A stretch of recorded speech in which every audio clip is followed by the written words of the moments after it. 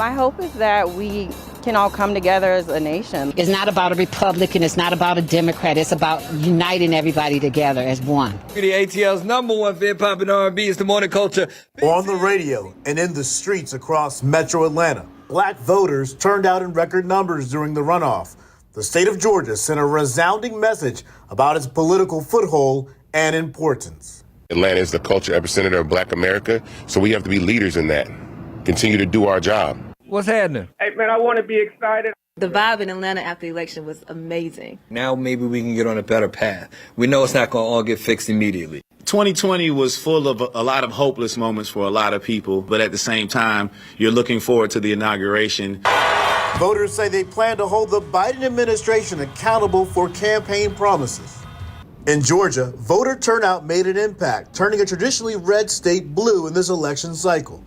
I was encouraged. We have young daughters ourselves, and it was their first time voting, and they were excited. And I was excited for them to actually see real time one vote means something. An election that saw a glass ceiling shattered. We helped elect the first ever African-American vice president, the first female vice president, and the first African-American senator from the state of Georgia. When you saw all the stuff going on in the country, how did it hit you? Oh, it was very hurtful. Very hurtful. And to see how divided we are, and I was looking at it, and I came in from the store, and I thought it was another country. I couldn't believe that our country was actually fighting each other. Do you feel hopeful about what's coming next? Oh, yes, I do.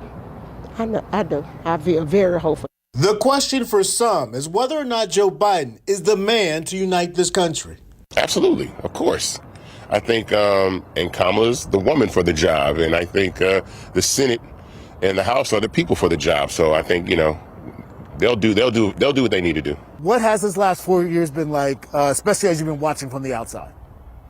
A wake-up call for, the direction of this country. And, we're coming to an end. We're about to change the era right now. As the city celebrates the legacy of civil rights icons, Dr. King and Congressman John Lewis, you could hear an excitement about the country turning a page. People of color have shown that there's only so much that we're going to tolerate, and our voices do matter.